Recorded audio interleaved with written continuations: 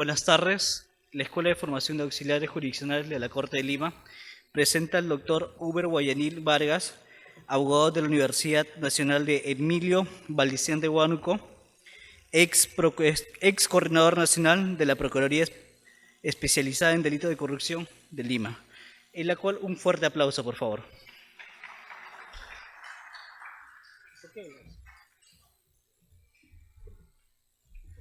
Buenas tardes con cada uno de ustedes.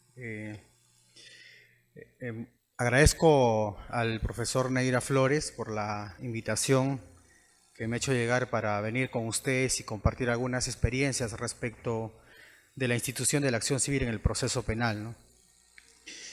Pues bien, es un tema, digamos, que no ha motivado mayor profundidad dentro del ámbito académico. Si ustedes revisan los manuales de derecho penal, naturalmente no van a encontrar mucho trabajo de profundidad sobre estos temas, ¿no?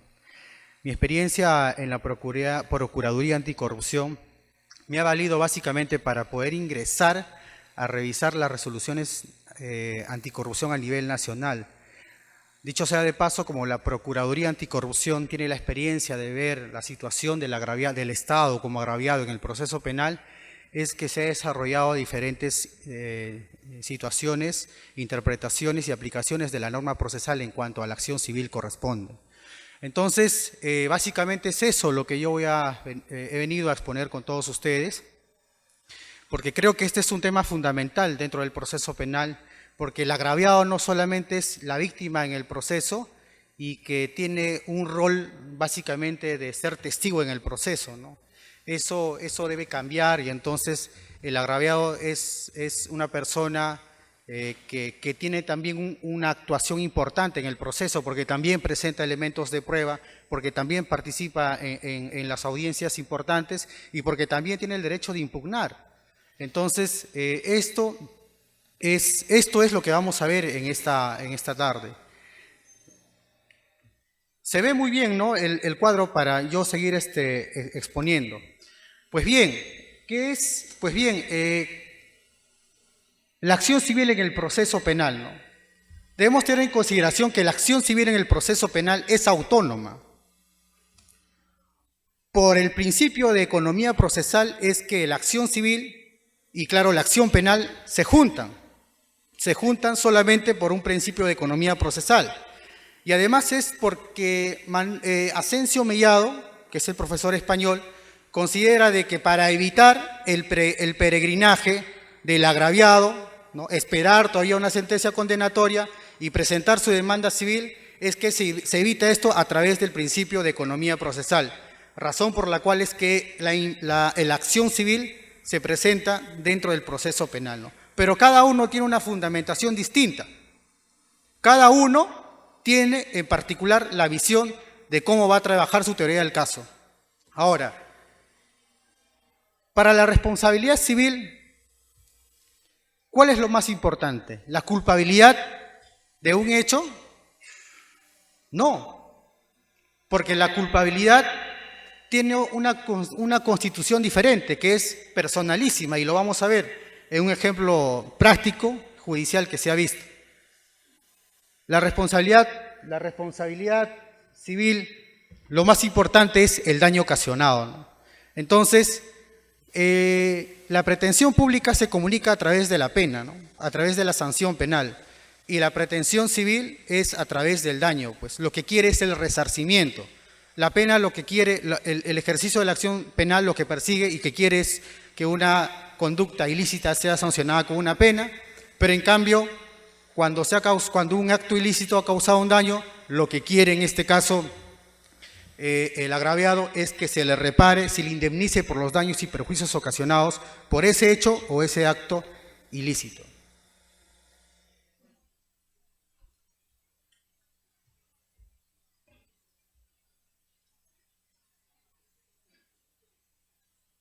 El artículo 95, lo que pasa es que me están firmando acá. El artículo 95 del Código Penal, lo voy a leer, prescribe lo siguiente, o sea, el artículo 95 del Código Penal es concordante con los artículos 981 y 983 del Código Civil. Se comprende como responsables a terceros no causantes a efectos de garantizar el pago de la reparación civil, ¿no? Es lo que decía hace un momento. La culpabilidad es un elemento fundamental para la pena, pero la culpabilidad no es un elemento fundamental para la reparación civil. Por eso que en algunos hechos, no necesariamente en el autor o en el partícipe se va a solicitar la reparación civil. Se le exige la reparación civil por solidaridad a una persona jurídica, a un tercero civilmente responsable, ¿no? Y acá vemos claramente, por ejemplo, en la casación 164/2011 de la Libertad de fecha 14 de agosto del 2012. En el caso de autos ha quedado establecido que la defensa del ente estatal Instituto Peruano de Deportes señaló que mantenía una relación contractual con los procesados Polo Armas y Tolumba Culqui, quienes causaron culposamente la muerte del occiso que tuvo lugar en la piscina olímpica de esta institución, por lo que, de acuerdo a la ley, es factible tal calidad jurídica para efectos de la reparación y en ambos casos son requeridos para el pago total de la obligación resarcitoria y le asiste el derecho a la repetición como el beneficio de excusión. Sin embargo, la juez de instancia ha señalado el pago de la reparación civil de forma independiente para los condenados. En este caso, había establecido una reparación civil, ¿no?, para la institución pública, un porcentaje, y para las personas que han sido sentenciadas, otro porcentaje, ¿no? Entonces, en este caso, la sentencia de casación fue clara. Es un monto y ambos tienen que pagar el quantum de la reparación civil por un tema de solidaridad, ¿no?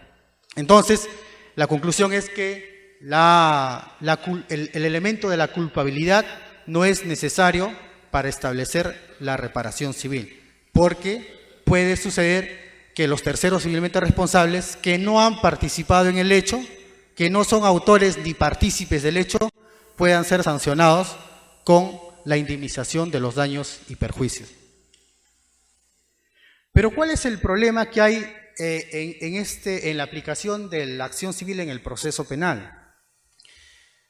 A diferencia del Código de Procedimientos Penales, el nuevo modelo procesal penal regula que aun cuando se sobresee el caso o se absuelva, se tiene que establecer, o sea, le faculta al juez determinar si en ese caso es pertinente o no la reparación civil. No le obliga, pero sí le faculta al juez determinar si en ese supuesto de hecho que se presenta en el proceso penal se puede determinar la reparación civil. Pero entonces, el artículo 92 del Código Penal considera la reparación civil que es accesoria a la pena. O sea, que depende de una condena, de una sentencia condenatoria para establecer la reparación civil. Sin embargo, el artículo 12 del Código Procesal Penal, o sea, en el artículo 92 lo que tendría que haber es una modificación. Porque el artículo 12 del Código Procesal Penal regula que cuando se sobresea o cuando se absuelva, en ese caso el juez tiene toda la disposición de establecer si en ese caso es pertinente o no establecer una reparación civil. El tema es que probablemente cuando el juez de juicio oral cree que ese caso, en base a su raciocinio, ¿no?, al principio que ellos aplican en el juicio oral, puede establecer que ese caso tiene que absolverse. Entonces, indudablemente en ese caso no habría ningún inconveniente en establecer si en ese caso en particular podría, digamos, determinarse una reparación civil. El problema está en el sobreseimiento, porque el sobreseimiento te presenta causales, por atipicidad, ¿no?, por, digamos, defensa legítima, ¿no?, antijuricidad, por todo lo que te presenta, digamos, por falta de elementos de convicción, el sobreseimiento, por todo lo que te presenta el sobreseimiento. Entonces, el tema es, o el problema es, en qué situaciones podría presentarse la reparación civil, ¿no? Además, dicho sea de paso, cuando hablamos del sobreseimiento en la etapa intermedia, en esta parte no está regulado, ¿no?, sobre cuáles son los lineamientos para la actuación probatoria, por ejemplo, cuando se quedan solamente con la pretensión civil y el hecho penal ha sobreseído. Por ejemplo, un caso en particular ha sobreseído porque se aplicó el concurso real retrospectivo. Entonces se aplica el concurso real retrospectivo, se sobresee ese caso, no hay condena, pero preexiste el daño causado. En ese supuesto tendría el juez que establecer una reparación civil por ese hecho que ha ocasionado a esta persona. Pero el tema es cómo debería hacerlo, cuál es el procedimiento, cuál es el mecanismo para hacerlo. Porque la actividad probatoria solamente está garantizada ¿dónde? En la etapa del juicio oral. Porque no hay actividad probatoria en la etapa intermedia. En la etapa intermedia lo que hay indudablemente es la presentación de ¿qué? El ofrecimiento de ¿qué? De las pruebas. Y no hay actuación probatoria. Entonces los jueces en el sistema anticorrupción acá en Lima lo que están, digamos, aplicando es que se tiene que garantizar de todas maneras el derecho de defensa de todas las partes. Entonces, cuando se ha sobreseído una causa y una vez que ha sido declarada consentida, emplaza o le entrega, le da un plazo de 10 días a las partes, en este caso sería al actor civil y también al inculpado o acusado, para que ellos puedan presentar sus respectivas demandas indemnizatorias, que así lo denominan, y la otra parte tendría que presentar su contrademanda, ¿no? Y entonces tendría que llevarse a cabo de todas maneras una actividad probatoria. Siempre ha habido, digamos, un cuestionamiento si en la etapa intermedia se tenga que establecer la actividad probatoria. Ustedes saben perfectamente que algunos son magistrados acá, que cuando hay, por ejemplo, una medida cautelar, como en este caso es la prisión preventiva, indudablemente no solamente se basa, digamos, en los hechos y dichos que dicen la Fiscalía o la defensa técnica, sino que necesariamente los jueces hacen actividad probatoria. El arraigo de la persona que vive en un determinado lugar. Entonces, esta situación del cuál es el procedimiento para aplicar una determinación de reparación civil cuando se sobresee el caso en la etapa intermedia no está regulado, pero sin embargo este es el criterio que están utilizando los magistrados en el sistema anticorrupción. Darle el plazo de 10 días a las partes procesales, cada uno de ellos presenta su demanda y su contrademanda y en base a eso el juez tendría que determinar una reparación civil. Indudablemente, antes de eso, el juez invita a las partes si pueden llegar a una conciliación o una transacción. Y en este caso en particular del concurso real retrospectivo que se dio en este tribunal de la Corte de Lima, es que se aplicó primero la transacción y ya no se pasó a la actividad probatoria. No hay ningún caso hasta ahora, no he visto ningún caso hasta ahora en el que haya habido actividad probatoria en etapa intermedia cuando se haya sobreseído el caso. Hasta ahora son 3 casos nada más, 2 casos en Lima y un caso en Cerro de Pasco. El caso de Cerro de Pasco ha sido un sobreseimiento porque se presentó un error de prohibición, un sobreseimiento por error de prohibición. Pero bien, vamos avanzando. Entonces, no debemos interpretar el artículo 92, que la determinación de la reparación civil es accesoria. No. La reparación civil es independiente a la pretensión penal. Es totalmente independiente. Y es más, hay una casación que salió recién hace un mes respecto a si el agraviado tiene el derecho de impugnar ante una sentencia absolutoria. Y entonces, ahí vamos a ver, por ejemplo, que las dos pretensiones son independientes. Un ejemplo de que aun cuando no haya pena o no hay declaración de culpabilidad, lo podemos encontrar en la aplicación del concurso retrospectivo, que es el artículo 51 del Código Penal, y además en la reserva del fallo condenatorio, que es el artículo 64, inciso 4 del Código Penal. Decía hace un momento sobre el tema del sobreseimiento. ¿Cuál es el elemento fundamental para establecer la reparación civil? Gonzalo del Río Labarte y Percy García Cavero tienen posiciones en contrario. Por ejemplo, Percy García Cavero, excelentísimo profesor en Derecho Penal, él considera de que el elemento básico para establecer una reparación civil es que la conducta sea típica, ¿no? Es el elemento básico. Y eso tiene un espejo porque considera de que un elemento para la reparación civil es que la conducta sea ilícita. Él parte de ahí para establecer que el elemento básico fundamental para establecer la reparación civil es que la conducta sea típica. Sin embargo, el profesor Gonzalo del Río Labarte tiene una posición diferente a esto, porque para él no es necesario el análisis de la tipicidad, porque la tipicidad es una categoría del delito importante para establecer las otras categorías más, la tipicidad, la antijuricidad y la culpabilidad. Entonces Gonzalo del Río dice, el daño es el elemento importante, ¿no? Y él da un ejemplo coloquial. Por ejemplo, el incumplimiento de un contrato. Para Gonzalo del Río Labarte, muchos casos de incumplimiento contractual son, digamos, canalizados a través de una denuncia de estafa. Y entonces, este incumplimiento contractual le falta un elemento objetivo del tipo que es el engaño. En ese caso, indudablemente, el juez lo que va a hacer es sobreseer y tendría que determinar en ese supuesto una reparación civil porque existe un daño cuando no se ha cumplido con esta obligación contractual, ¿no? Pero entonces, el elemento fundamental también a la que yo me adhiero es que para mí es el daño, ¿no? Y no es la conducta ilícita a la que establecía el doctor Percy García Cavero. Pero entonces, Percy García considera de que si se acredita que la conducta es ilícita, ya no tendría el juez, digamos, competencia para revisar o para determinar la reparación civil de ese caso.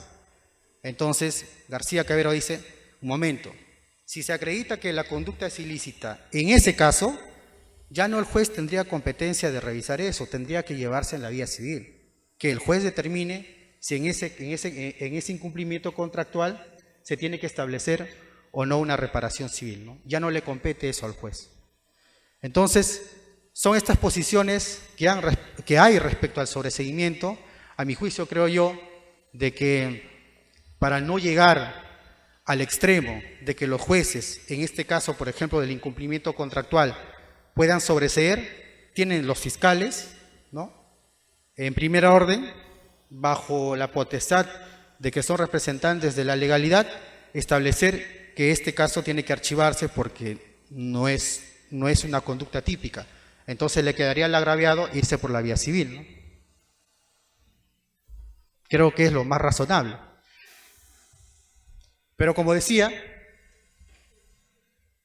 la reparación, la acción civil en el sobreseguimiento no está regulado de manera tal que los jueces en el sistema anticorrupción lo que hacen es establecer un plazo para ambas partes y darle la oportunidad de presentar sus elementos de prueba, sus fundamentos, sus pretensiones, ¿no?, y llevar a una audiencia, respetando el derecho de contradicción de ambas partes. Incluso en un proceso civil tendría que haber actividad probatoria, ¿no? Entonces, por esa razón es que si trasladamos, digamos, los principios del proceso civil y de la acción civil, de la pretensión civil al proceso penal, indudablemente tendría que garantizar el derecho a la contradicción, el derecho de defensa de ambas partes. Por tanto, creo que sí es razonable de que se desarrolle de esta manera en la etapa intermedia cuando se sobresee un caso. Entonces, el Código Procesal Penal tiene un desarrollo mucho más organizado, tiene un desarrollo mucho más estructurado sobre la pretensión civil. Por ejemplo, tenemos el desistimiento de la acción civil, que está regulado en el artículo 13 del Código Procesal Penal. Solamente en la etapa de investigación preparatoria tiene el actor civil la potestad, la facultad de poder desistirse, ¿no? Después no, solamente en esa etapa. Desistirse y puede, digamos, canalizar su pretensión a través de un proceso civil, ¿no? Pero a diferencia del Código Procesal chileno, es que el desistimiento está regulado en cualquier etapa del proceso. En cualquier etapa del proceso. Nuestro desistimiento en el Perú está sancionado con el pago de costas. en el Código Procesal chileno no está sancionado con el pago de costas. En el Perú está regulado además el abandono del proceso penal, ¿no? Pero cuando ustedes revisan el abandono del proceso penal, o sea, ¿qué es lo que está pasando en la práctica judicial? Ustedes saben perfectamente que la etapa intermedia es una parte muy importante del proceso, donde se analiza solamente qué casos van a ir al juicio oral. Es un bifronte, es una etapa de saneamiento procesal. Entonces, imagínense ustedes que el actor civil constituido presenta su requerimiento de reparación civil. Ustedes saben perfectamente, si revisan el Código Procesal Penal, van a ver que en la etapa intermedia hay un artículo, lo vamos a ver más adelante, en ese artículo se regula de que en la etapa intermedia el actor civil puede solicitar otro monto de indemnización. O sea, cuando se constituye pide un monto, pero cuando estamos en la etapa intermedia puede pedir otro monto. Y eso es natural. ¿Por qué? Porque probablemente podrían haber elementos, ¿no?, hechos, ámbitos de los hechos que no se ha tenido en consideración para la primera determinación del quantum indemnizatorio como pretensión civil. Pero sí, en la etapa intermedia podríamos tener ya, digamos, todos los elementos, podemos tener toda la amplitud de los hechos y establecer otro quantum indemnizatorio respecto de la pretensión civil, ¿no? Y entonces ahí vamos a llegar después al abandono de cómo está regulado y cuál ha habido los problemas, ¿no? Y cuáles son los problemas que se han presentado. La orden de inhibición también, que está regulada en el artículo 310 del Código Procesal Penal. Las nulidades de transferencia, hay también un problema ahí. Las nulidades de transferencia, ¿no? Hay un artículo del Código Penal que está, digamos, 97, si mal no recuerdo, que hay una interpretación diferente, porque el Código Procesal Penal también te da otra interpretación sobre la nulidad de transferencia, y lo vamos a ver. Las medidas de coerción real, ustedes saben que las medidas de coerción real, ¿dónde se resuelven? Un caso podría estar en la etapa de juicio oral, y se puede requerir prisión preventiva en la etapa de juicio oral, o solamente le compete eso al juez de investigación preparatoria. También hay una casación que se ha pronunciado sobre este tema, ¿no? Lo vamos a ver más adelante. La acusación también es una parte fundamental, porque hay situaciones en las que, por ejemplo, el fiscal solicita una pretensión civil y el agraviado, constituido en el proceso, también solicita una pretensión civil. Finalmente, ¿qué causa esto? Una incertidumbre, indefensión. Imagínense ustedes que se quiera determinar una medida cautelar como un embargo. El embargo tendría que tener proporcionalidad al quantum indemnizatorio solicitado por el agraviado. Entonces, esa medida cautelar, ¿en qué magnitud tendría que determinarse? ¿De acuerdo a la pretensión solicitada por el Ministerio Público o de acuerdo a la pretensión solicitada por el agraviado cuando se constituyó un actor civil? Entonces, eso también es un tema importante, ¿no?, que hay que tener en consideración. Y, digamos, ¿el actor civil tiene competencia para pedir sanción penal? ¿El actor civil tiene competencia para calificar un hecho como delito? Si revisamos el artículo 388, inciso 2 del nuevo modelo, permite al abogado del actor civil establecer con toda amplitud los hechos delictuosos, pero siempre que sean relevantes para la imputación de la responsabilidad civil. Está prohibido calificar el delito. El artículo 105. Si bien le está permitido esclarecer el hecho y la intervención de su autor o partícipe, no le está permitido pedir sanción penal. ¿Qué le está diciendo estos artículos? Que solamente tienes competencia para ver el tema de la reparación civil.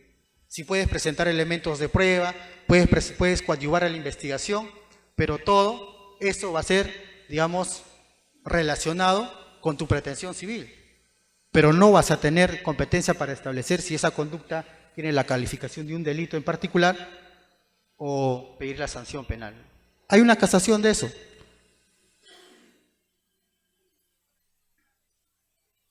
¿Qué dice Gonzalo de Río Labarte sobre este tema? Gonzalo de Río Labarte, en los delitos perseguibles por acción pública, la legitimación para solicitar una sanción penal solo la tiene el Ministerio Público, principio acusatorio, quien tiene el monopolio de la acción penal. Nuestro sistema procesal no regula la figura del acusador particular, por lo tanto, el actor civil solo tiene legitimidad para cuestionar la decisión penal cuando ella afecte la respuesta al ejercicio de su pretensión civil incorporada en el proceso penal. El caso es el siguiente, de la casación. El Ministerio Público, ante una sentencia absolutoria, lo que hace es presentar su apelación en la audiencia, pero en el plazo no presenta por escrito la fundamentación. El actor civil presenta su apelación contra la sentencia absolutoria. En ese caso, la sala confirmó la sentencia absolutoria, la sala de apelaciones. Entonces, esto fue en vía casación. El detalle era si en este supuesto el actor civil tendría la competencia de solicitar sanción penal ante una sentencia absolutoria en el que el Ministerio Público está conforme con la sentencia absolutoria, o si no está conforme, no presentó su apelación en la debida oportunidad, precluyó, no presentó, no fundamentó su apelación. Esta casación, la casación 143-2014, del 7 de abril del 2015, que acaba de salir hace más o menos un mes, con esta casación, ¿qué le está diciendo al actor civil? Solamente tienes competencia para ver tu pretensión civil. Ante una sentencia absolutoria, es el Ministerio Público quien tiene el rol y el dominio de establecer si va a impugnar o no en ese caso. La pregunta es, si hay una sentencia absolutoria, pero que no se ha determinado una reparación civil, porque el artículo 12, el inciso 3, hemos leído que aun cuando se absuelva, el juez tiene la potestad de ver si en ese caso tendría que determinarse la reparación civil. Entonces, la sala, en este caso, la Sala Suprema, no se abocó a tratar ya esa parte, ¿no? Pero sí el actor civil tiene potestad, por ejemplo, ante una sentencia absolutoria donde el juez no establece una reparación civil o establece una reparación civil muy baja. En esos casos, el actor civil sí tiene la potestad de poder impugnar. Sí tiene la potestad de impugnar. Decirle al juez, no ha habido motivación suficiente respecto a la pretensión civil. Nosotros hemos solicitado 500.000 nuevos soles y el juez solamente ha establecido 10.000 nuevos soles. Entonces, la sala tiene la oportunidad de poder analizar este hecho y establecer un quantum indemnizatorio, ¿no? Con esta casación define cuál es el rol del actor civil y cuál es el rol del Ministerio Público.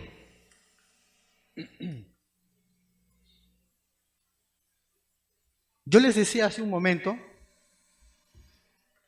que en los distritos judiciales de Amazonas y de San Martín, en estos distritos judiciales, los fiscales solicitan paralelamente una pretensión civil.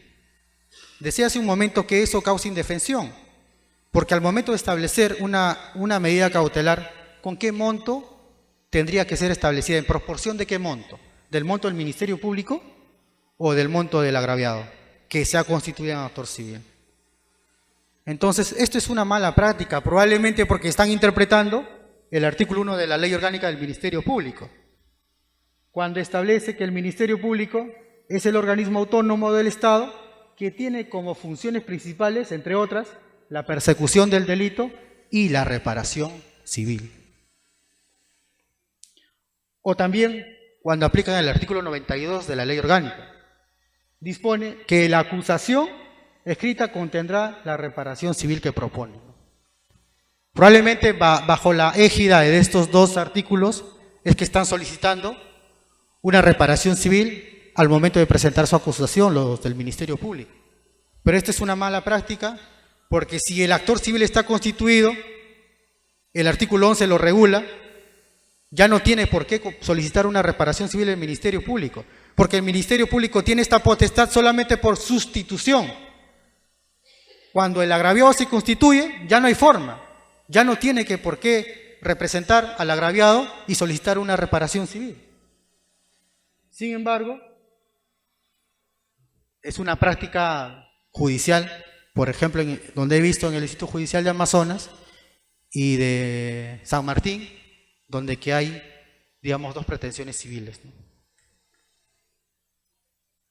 Y decíamos que esta mala práctica es ilegal, porque el artículo 11 regula de que cuando ya se constituye el actor civil, el Ministerio Público no tendría que solicitar una pretensión civil en su acusación. Por ejemplo, en el sistema anticorrupción hay una situación interesante, ¿no?, respecto al concepto de lo que es agraviado. ¿Sí? ¿Alguien está durmiendo, creo? Bueno. Salud por eso, por la gente que está durmiendo.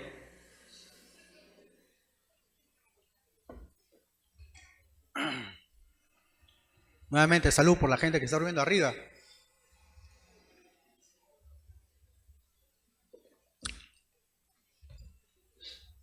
Me pregunto yo, en los delitos de corrupción de funcionarios, o sea, muchas veces el agraviado, o sea, para darle la condición de agraviado, ¿no?, la interpretación lo hacen a través de la norma, ¿no? Por ejemplo, en los delitos de corrupción de funcionarios, ¿quién es el sujeto pasivo? El Estado. Es el Estado. Entonces, ¿quién es el agraviado? El Estado. El Estado solamente puede constituirse como actor civil porque es el agraviado. La pregunta es, ¿no es cierto que un proceso, por ejemplo, de contratación pública, pueden haber empresarios que hayan participado en este proceso de licitación pública con la transparencia debida, cumpliendo con todas las normas internas, cumpliendo de su empresa y cumpliendo con todas las normas externas que da el Estado? Transparentemente participa en esta licitación pública y ha sido afectado porque este hecho se ha coludido otro empresario con el funcionario público a la que este ha sido ganador de la buena pro.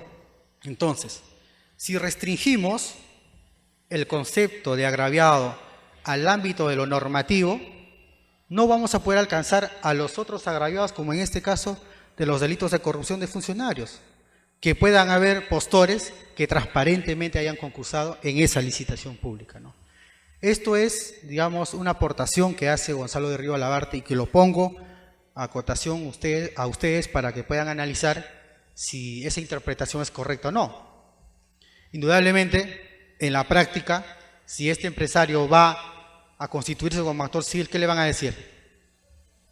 Un momento, acá ya hay un agraviado que es el Estado, ya está constituido, entonces no hay forma. No hay forma. ¿Qué cabría, qué podría hacer este empresario que de buena fe y transparentemente ha concursado en esta licitación pública? Probablemente podría presentar una demanda indemnizatoria contra el Estado en la vía civil.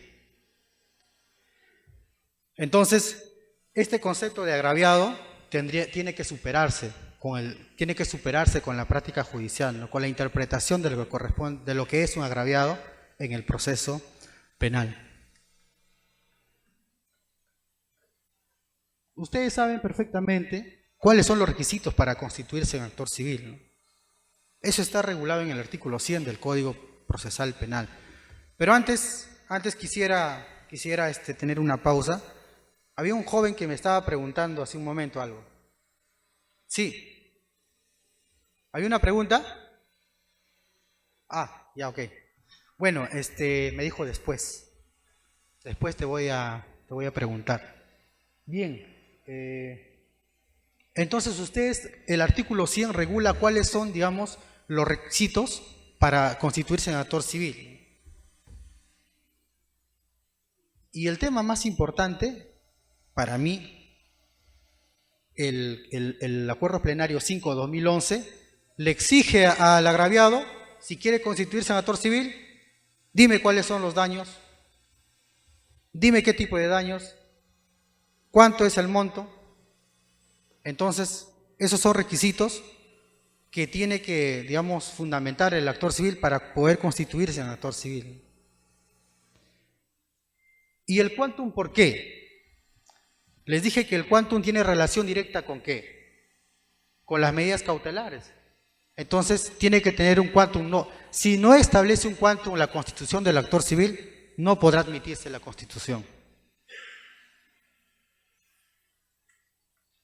Y solamente pueden constituirse en actor civil en la etapa de investigación preparatoria. No se pueden constituir, por ejemplo, en la etapa de investigación, en la etapa intermedia. Ahora, veamos, por ejemplo, el quantum indemnizatorio. Es un tema interesante. Miren esta resolución. Es la resolución número 3 de la Sala de Apelaciones de la Corte Suprema de Justicia de Lima, en el sistema anticorrupción, ¿no? Por ejemplo, voy a leerlo para que vean ustedes. El juez del primer juzgado de investigación preparatoria declaró fundado el embargo preventivo en forma de inscripción solicitado por el Procurador Público especializado en delitos de corrupción de funcionarios respecto de las acciones y derechos que corresponden a la imputada LMGF del inmueble ubicado en la avenida tal, y mira, 10.000 montos, ¿no? Le da todos los departamentos que ella tiene esta señora, ¿ya? Por la suma de, ¿no? Y le dice, la defensa técnica de esta señora, ¿no?, en su escrito de apelación expresó como agravio que la medida cautelar ha sido ordenada sin haber verificado la existencia o inexistencia de uno de los elementos previstos en el artículo 303, inciso 3 del Código Procesal Penal referente a que exista riesgo fundado de insolvencia del imputado o de ocultamiento o desaparición de bien, violando con ello el debido proceso y el derecho de defensa y de propiedad, ¿no? Además expresa que la medida de embargo, mira, esto es importante, la medida de embargo preventivo requerido por la Procuraduría Anticorrupción no tiene congruencia con la acusación del Ministerio Público, el cual ha sido reformulado en la audiencia de control de acusación, precisando que los hechos, que el presunto perjuicio ocasionado fue de $200 americanos. O sea, esta señora, siendo funcionaria pública, se apropió de $200 y ha sido procesada por el delito de peculado. ¿Cuánto han determinado de embargo ahí en ese caso? 50.000 soles. ¿Ustedes creen que 50.000 soles tiene proporción con el hecho, que son $200 que esta persona se había apropiado? Probablemente uno va a decir, sí, pues son los principios del Estado, ¿no? Que el Estado tiene que garantizarse el derecho al cumplimiento del deber, que el honor de las personas jurídicas, en este caso de la institución, de la embajada, ¿no? Probablemente, pero en este caso en particular, ¿no?, la Sala ha dispuesto de que la suma tendría que bajarse, o sea, la suma tendría que tener, la suma del embargo tendría que estar en proporción al quantum indemnizatorio, ¿no? Porque ese es el margen. No puede el juez establecer un margen diferente al quantum que había presentado el actor civil, ¿no? Entonces, de ahí es una razón fundamental establecer el quantum indemnizatorio.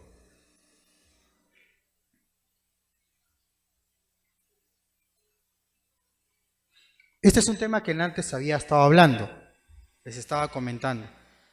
El juez unipersonal en juicio oral o el colegiado tiene competencia para, digamos, determinar y resolver una prisión preventiva. En el Código Procesal Penal, probablemente cuando hay una norma, ¿no?, que le da potestad a los jueces de investigación, a los jueces unipersonales, resolver los incidentes que se presentan en la etapa de juicio oral, resolver los incidentes. Pero cuando también se revisa el Código Procesal Penal, solamente le faculta a los jueces de investigación preparatoria determinar las medidas cautelares, ¿no? Como en este caso la prisión preventiva, por ejemplo. Entonces, este es el caso de los jueces anticorrupción de acá de Lima, donde que el juez unipersonal estableció una medida cautelar en etapa de juicio oral, ¿no? Pero respecto de eso, la sala de apelaciones le dijo un momento, mira, respecto de la oportunidad para solicitar la medida cautelar, lo siguiente, ¿no? Para solicitar la medida cautelar es en la etapa de investigación preparatoria, no resultando correcto lo alegado por el recurrente respecto a la solicitud de la medida cautelar puede realizarse en cualquier etapa del proceso. Toda vez que el Código Procesal Penal otorga un plazo para requerirla y un estadio procesal para ello, disposiciones que a criterio de este colegiado además se sustentan en la delimitación de la competencia material y funcional establecida en el artículo 28 y 29 del Código Procesal Penal. En ese sentido, el artículo 28, inciso 2b, prescribe que los juzgados penales unipersonales y colegiados les compete funcionalmente resolver los incidentes que se promuevan durante el curso del juzgamiento, mientras que el artículo 29, inciso 2 del Código Procesal Penal establece que los juzgados de investigación preparatoria son los competentes para imponer, modificar o hacer cesar las medidas limitativas de derechos durante la investigación preparatoria. Esto ya había sido establecida en esta casación, en la casación 328-2012, de fecha 17 de octubre del año 2013. En esa casación determina que, por ejemplo, la prolongación de la prisión preventiva cuando están en etapa de juicio oral solamente le compete al juez de investigación preparatoria, no al juez unipersonal ni al juez colegiado de juicio oral.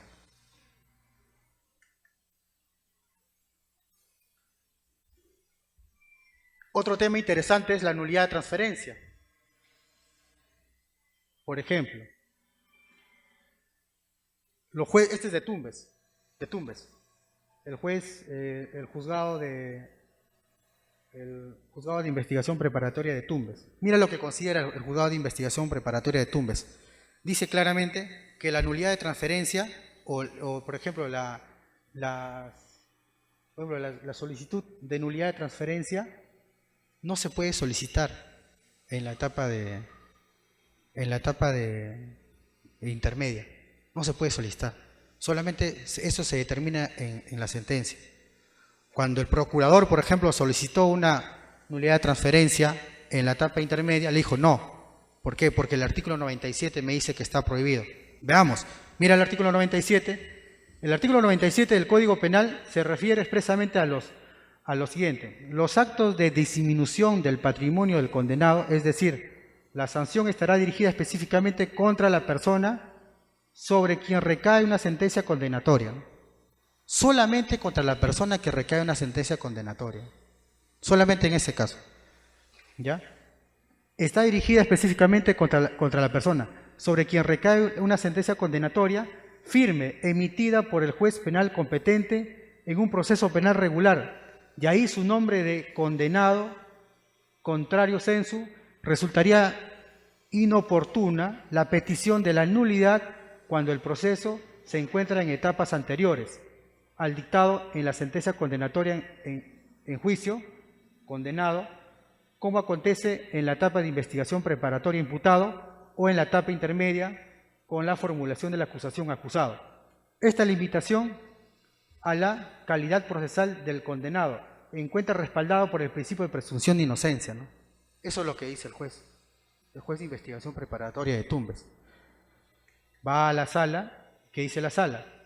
La sala dice, como lo establece el Código Procesal Penal, el artículo 15, Código Procesal Penal, artículo 15, inciso 1, el Ministerio Público o actor civil, cuando corresponda aplicar lo dispuesto en el artículo 97 o el artículo 102 del Código Penal, sin perjuicio de la anotación preventiva y o otras medidas correspondientes, solicitará en el mismo proceso penal la nulidad de dicha transferencia. Asimismo, precisa en el literal A, una vez identificada la transferencia de un bien sujeto a decomiso o que pueda corresponder a la reparación civil y que se considere incurso en lo dispuesto en el primer numeral del presente artículo, el actor civil o el Ministerio Público solicitará motivadamente y ofreciendo las pruebas pertinentes su pretensión anulatoria correspondiente e instará al juez de investigación preparatoria que disponga al fiscal la formación de un cuaderno de nulidad de transferencia. O sea, le está admitiendo de que en la etapa intermedia sí se puede formar un cuaderno de nulidad de transferencia que obviamente se va a resolver en la etapa de juicio oral, ¿no? Entonces,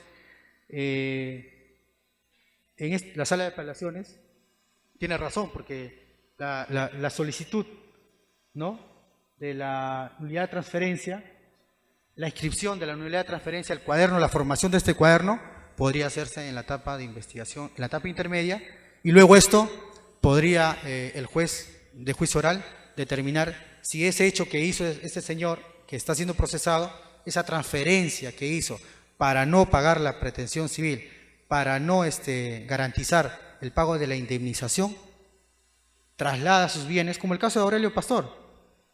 Ustedes saben el caso de Aurelio Pastor, que en pleno curso del proceso, ¿qué es lo que hizo?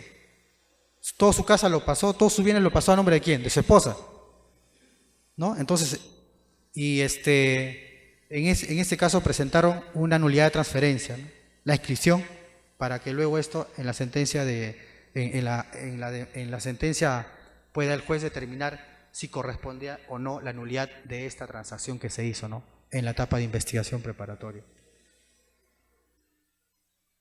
Sobre el quantum, esto es importante, decía yo. Salud con todos.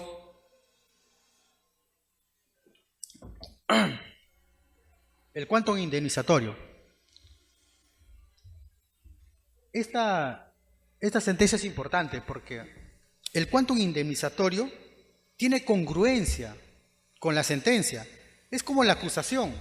La acusación tiene congruencia con la sentencia, el principio de congruencia. Entonces, el quantum indemnizatorio, el juez podría establecer un monto diferente a lo que ha solicitado el agraviado, a lo que ha solicitado el actor civil. No. ¿Por qué? Porque hay un principio de congruencia, pues. Entonces, por ese principio de congruencia, el juez tendría que determinar una reparación civil en base a lo solicitado. Ellos no pueden ponerte un monto de 5.000 soles cuando has pedido 1.000 soles de reparación civil. No pueden. ¿Por qué? Por el principio de congruencia. Sí dije hace un momento que podría ser que en el transcurso del proceso, por los hechos como se han presentado al momento de presentar la denuncia, al momento de formalizar, digamos, la investigación preparatoria, formalizar la acusación, en ese supuesto sí puede amplificarse determinados datos del hecho. Por eso existe la recalificación de los delitos, ¿no?, en la etapa intermedia. Entonces, como el hecho puede tomar cuerpo, pueden tenerse diferentes situaciones más de ese hecho, indudablemente podría así ampliarse la pretensión civil. Podría no considerarse como cuando se constituyó. Cuando se constituyó el actor civil solicitó 5 millones. Cuando presenta su requerimiento de reparación civil en la etapa intermedia pide 10 millones. Eso es normal. La sala lo ha establecido porque además ustedes saben que los hechos pueden ir descubriéndose. Por tanto, el daño puede magnificarse más. Entonces, pero esa pretensión civil de la etapa intermedia de la acusación tiene que ser congruente con lo que ha establecido la sentencia, ¿no? No puede ser más. Entonces, para eso, por ejemplo, tenemos esta resolución, la resolución 11 de fecha 11 de agosto del primer juzgado unipersonal de la Corte Superior de Justicia de Lima, que ustedes ya seguramente lo van a ver. Respecto de la contienda de competencia, hay un acuerdo plenario, que es el acuerdo plenario 4/2012. En este acuerdo plenario, la sala ha establecido de que en determinados casos de corrupción, lavado de activos, orden público, se presentan diferentes procuradores para representar al Estado y todos quieren ser agraviados, todos quieren ser actor civil, en este caso, este acuerdo plenario, el acuerdo plenario 4/2012, de fecha 24 de enero del 2013, le dice, un momento, cuando se presenta esta situación, lo que vas a hacer es cursarlo al Consejo de Defensa Jurídica del Estado para que él determine quién es la Procuraduría que estaba a cargo de ese caso, ¿no? Por ejemplo, en el caso de Belaún del Ocio, en este caso de Belaún del Ocio estaba procesado por qué delitos, lavado de activos. ¿Hay una Procuraduría de lavado de activos o no? Sí hay. Estaba procesado por el delito de peculado. ¿Hay una Procuraduría Anticorrupción? Sí lo hay. Entonces, en este caso en particular, hubieron procuradurías que querían conocer ese caso, o como el caso de la Centralita, ¿no? El caso más famoso de corrupción y crimen organizado, también hubieron procuradurías que querían conocer este caso. Entonces, ante esta situación, el Consejo de Defensa Jurídica del Estado va a decir cuál es o quién es la Procuraduría competente para representar al Estado en este caso, ¿no? Este es el acuerdo plenario, el famoso acuerdo plenario 4/2012.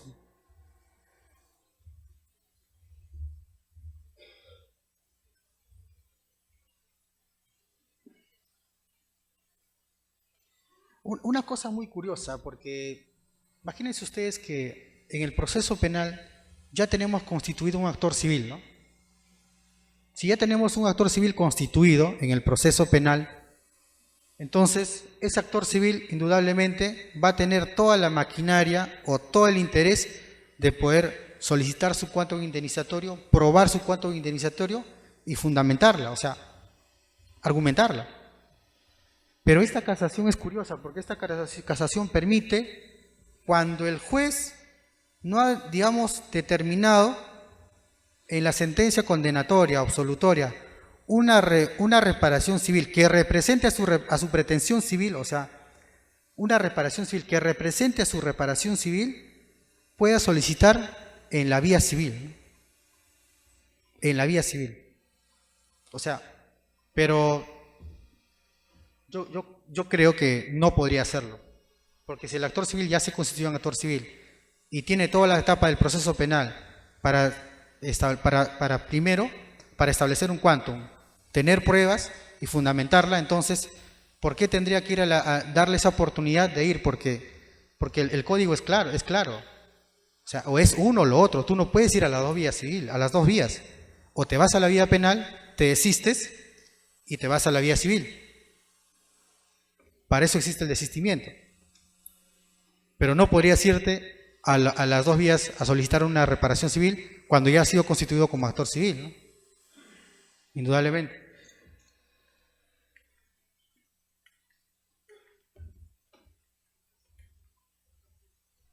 Bueno, habíamos hablado nosotros sobre el tema del sobreseguimiento, ¿no? Sobre el sobreseguimiento de esta institución, y decíamos en qué supuestos tendría que determinarse la reparación civil, ¿no? Por ejemplo, cuando el hecho no se realizó, si el hecho no se ha realizado, si se sobresee porque el hecho no se ha realizado, en ese caso tendría que establecerse una reparación civil. No, porque no hay forma de probar este hecho. Entonces, en el segundo supuesto, el hecho no puede atribuírsele a un imputado, ¿no? Entonces, cuando no hay forma de tener una relación de causalidad entre ese hecho y el imputado, no podría establecerse una reparación civil. Y entonces, hay varios supuestos. Los jueces, por eso decían que ahora los jueces penales tienen otra, digamos, otra labor además, ¿no? Tienen que nutrirse sobre conceptos civiles, sobre todo lo que conlleva la reparación civil, contractual, extracontractual, daño emergente, lucro cesante, ¿no? Factores de atribución, nexo de causalidad, para que determinar en un determinado caso, en un caso en particular, si hay motivo o no para establecer una reparación civil, ¿no? Entonces ya no solamente son jueces penales, sino que también tendrían que especializarse en temas de reparación civil, ¿no? A ver, este es un caso sobre sobreseimiento. Se sobresee por error de prohibición. Pero el caso es curioso. A ver, lo voy a explicar así en resumen. El caso es el siguiente, ¿no? Una alcaldesa de Cerro de Pasco, de un lugar que se llama Vico, que es un distrito o una provincia, distrito de Vico. En ese departamento, los vehículos de serenazgo lo usan para el bienestar de la sociedad. Por ejemplo, si hay un enfermo que necesita trasladarse a determinados lugares, este vehículo sirve para el traslado de estas personas, de las personas que son parte de la comunidad, ¿no? Entonces, en un día en particular, ¿no?, el padre de esta alcaldesa está mal de salud y necesita ser trasladada, ¿no?, a la provincia de Huánuco. Entonces, sobre estos hechos, a esta funcionaria pública se le procesó por el delito de peculado, ¿no? Y en todo el trayecto del proceso, los testigos y las pruebas determinaron que siempre el vehículo de serenazgo era usado para aliviar, apoyar a la comunidad, para el traslado de algún enfermo, para el traslado de alguna emergencia, llevar algunos productos. Todo siempre ha sido llevado desde mucho antes que ella esté en el cargo de funcionaria pública para apoyo de la comunidad. Entonces, en este caso en particular, la señora funcionaria pública fundamentó que el caso tiene que sobreseerse por error de provisión, porque ella consideraba de que como este vehículo es usado por toda la comunidad para cualquier emergencia, entonces en este caso ha sido su padre el que ha estado enfermo.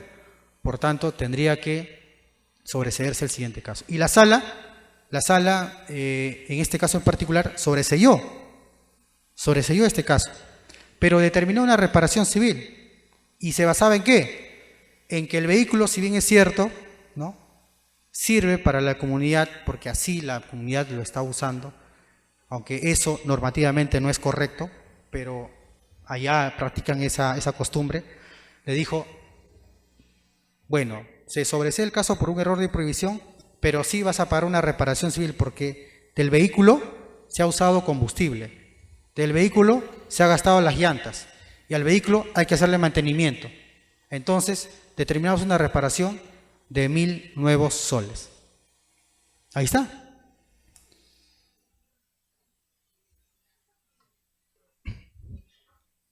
Sí, sí, te escucho.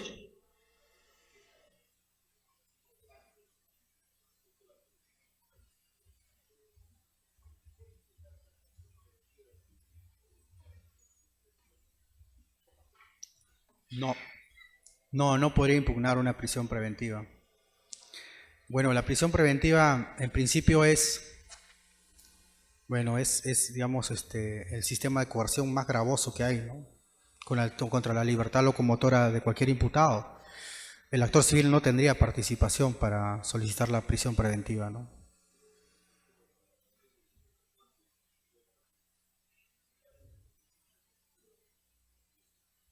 Sí, no te preocupes. No hay. Es más, en el nuevo modelo, en los nuevos modelos nunca trasladan la prisión preventiva a los agraviados. Es más, en todas las prisiones preventivas que ha habido a nivel nacional, los actores civiles no participan. O sea, primero no trasladan, o algunos casos cuando lo trasladan, no tienen ninguna participación, es un convidado de piedra, está sentado ahí el actor civil.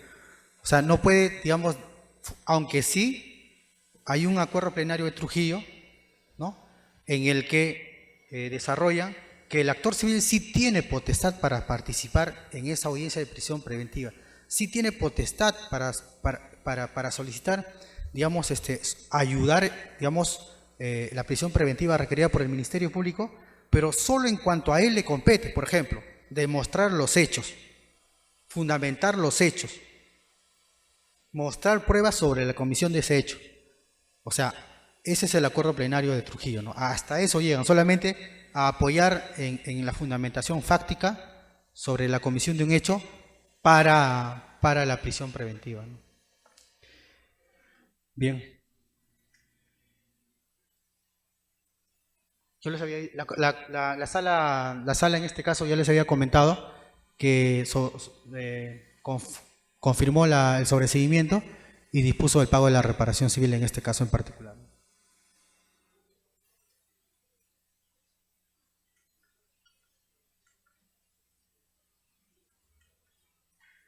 Una de las prácticas en el proceso penal, había dicho que en muchos casos el Ministerio Público solicita una reparación civil, ¿no?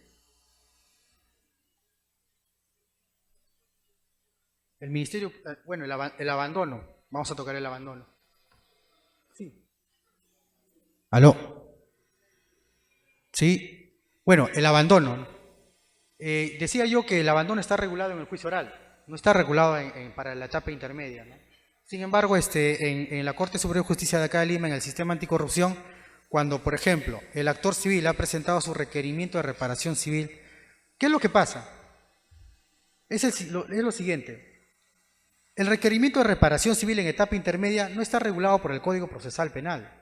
Por eso que muchas veces en otros distritos judiciales solamente se basan en los requisitos de la constitución del actor civil. O sea, el actor civil en la etapa de investigación preparatoria se constituye, ya no solicita una reparación civil en la etapa intermedia, ya no lo hace. ¿Por qué? Porque el código no regula esa parte. Pero los jueces de investigación preparatoria de Lima le dicen, un momento, tú, a pesar de que no está regulado, que puedas presentar tu requerimiento en etapa intermedia, necesariamente tendrías que solicitarme una reparación civil en esa etapa intermedia. Porque la etapa intermedia es una etapa peculiar, porque se presentan elementos de prueba. Cuando tú te constituyes como actor civil, cuando el agraviado se constituye en actor civil, no presenta elementos de prueba. Solamente presenta un quantum y tiene que estar, digamos, acorde con el artículo 100 del Código Procesal Penal. Entonces, sobre tu pretensión, ¿presentas prueba al momento de constituirte en actor civil? No. Entonces, los jueces de investigación preparatoria de Lima le dicen, exigen a que los abogados de la Procuraduría, por ejemplo, que representan al Estado como agraviado, presenten su requerimiento de reparación civil y las pruebas sobre su pretensión, ¿no? Indudablemente la mayoría de los abogados de la Procuraduría invocan el principio de comunidad de pruebas y no presentan absolutamente nada, ¿no? O sea, como el Ministerio Público presentó todas las pruebas, entonces el agraviado no presenta absolutamente nada, solamente dice, señor juez, yo me acojo al principio de comunidad de prueba y no presento absolutamente nada, ¿no? Qué fácil, qué fácil. De verdad que el actor civil, en el caso del Estado, sí tiene toda la potestad, tiene todo el aparato de la SUNAT, la SBS, la de registros públicos, tiene mucho material para presentar sus elementos de prueba. Sin embargo, en la práctica, eso no se está dando, ¿no? Pero bien, entonces, en diferentes distritos judiciales no presentan requerimiento de reparación civil, solamente se basan con el requerimiento que hizo en la etapa de constitución de actor civil, nada más. Pero no presentan un requerimiento de reparación civil en la etapa intermedia, ¿no? En cambio acá los jueces exigen que se presente un requerimiento en la etapa intermedia. ¿Por qué? Porque tienen que presentarme la prueba sobre el quantum indemnizatorio. Tu pretensión es tanto, ya pues, dame las pruebas. Entonces para eso se exige en la etapa intermedia la participación también. Y entonces, además en otros distritos judiciales, como no está regulado, digamos, en la etapa intermedia presentar el requerimiento, tampoco van a participar en la audiencia. No van. Si uno va, por ejemplo, a Amazonas, a Cajamarca, los abogados del agraviado no van a la etapa intermedia, no participan, pero sí se garantiza su derecho a la pretensión en el juicio oral, y ellos van al juicio oral tranquilamente y participan sobre su pretensión civil, que lo hizo cuando se constituyó en actor civil. Entonces, esto es correcto, es una buena práctica. Los jueces en el Distrito Judicial de Lima lo que hacen es declararlos en abandono. O sea, no vienes a la etapa intermedia, te declaro en abandono de tu pretensión civil y pierdes el derecho de pedir tu reparación civil, incluso en el ámbito judicial civil. Es diferente que uno se desista a que uno abandone, que es declarado en abandono. Cuando tú estás declarado por abandono ya no tienes derecho ni ir a la vía civil a solicitar una pretensión civil. Solamente cuando te desistas o cuando no te presentas como agraviado para hacer acto civil y el Ministerio Público te representa y el Ministerio Público solicita una indemnización, la condena, la sentencia condenatoria establece una reparación y como el agraviado no se constituyó, puede así presentar una demanda en la vía civil solicitando por la parte complementaria el excedente que falta para estar satisfecho con su pretensión civil. Pero bueno, esto es una práctica, creo yo a mi juicio, de que los agraviados tendrían que presentar su requerimiento de reparación civil en la etapa intermedia porque tienen que presentar sus elementos de prueba y porque es una etapa de control, ¿no? De control del caso. Por tanto, consideramos de que sí es importante la participación del agraviado en la etapa intermedia, ¿no? Pero esta aplicación del abandono que está regulado en el proceso, en la etapa de juicio oral, aplicarla a la etapa intermedia, cuando en la etapa intermedia no te facultan, no te obliga al agraviado a participar en la audiencia, entonces, y menos te exigen presentar un requerimiento de reparación civil, entonces, ¿por qué tendría que aplicarse un abandono, ¿no? Al agraviado que no participó en la audiencia de reparación, la audiencia de etapa intermedia, ¿no? Entonces, este es un vacío normativo, ¿sí? Pero la práctica judicial es que se exige acá en Lima, y creo que para mí es lo más correcto, se exija a todos los agraviados participar en la audiencia de etapa intermedia y presentar su requerimiento de reparación civil.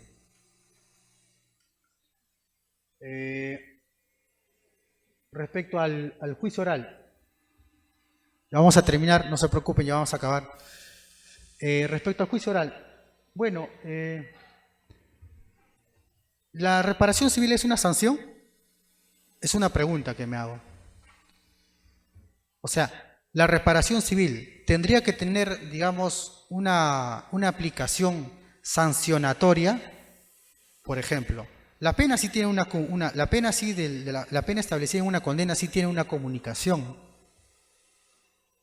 Por ejemplo, las penas de cadena perpetua sí tienen una comunicación, porque le dicen a los delincuentes, a los potenciales delincuentes, no cometas este hecho porque puedes ser pasible de tener esta sanción penal y que la pena es de cadena perpetua, ¿no?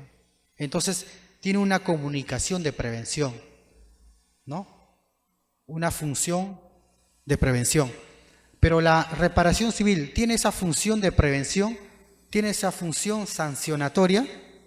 O sea, un juez puede determinar una reparación civil mayor, una reparación civil exorbitante, para comunicar hacia la población, decirle que no cometas este hecho porque te van a establecer una reparación civil en un hecho, digamos, equivalente de tanto monto. No, para eso la reparación civil no tiene digamos, esa característica de ser sancionatoria. La reparación civil es resarcitoria, solamente no es sancionatoria, ¿no? Ahora, ustedes saben que en la participación delictiva se aplica el principio de solidaridad, ¿no? Puede haber casos en los que hay partícipes, ¿no? Muchos partícipes en un hecho, entonces podría establecerse, digamos, determinada reparación civil por cada uno, por el hecho en particular, por la aportación en el delito, por la aportación en la comisión del delito. Tendría que establecerse una reparación civil para Juan 500 y para Pedro 5.500. Y la reparación civil que ha solicitado el agraviado es 6.000 soles, ¿no? Entonces, tendría que ser esto el razonamiento de los jueces cuando se trata de pluralidad de agentes. Entonces, el acuerdo plena, esta sentencia de nulidad número 216-2006 de Huánuco, ha determinado que la reparación civil es solidaria, ¿no? Entonces, al ser solidaria, el quantum indemnizatorio del monto se le solicita a todos el monto total, ¿no? Pero sí ustedes saben claramente de que hay casos en juicio oral donde hay personas que se acogen a la conclusión anticipada. Entonces, en esos supuestos, claramente sí, el agraviado y la persona que se acogió a la conformidad pueden, digamos, transar una reparación civil respecto a esa sentencia. Ahora, si hay otro monto contra la persona que no se ha conformado, entonces también sería, digamos, normal y correcto. ¿Por qué?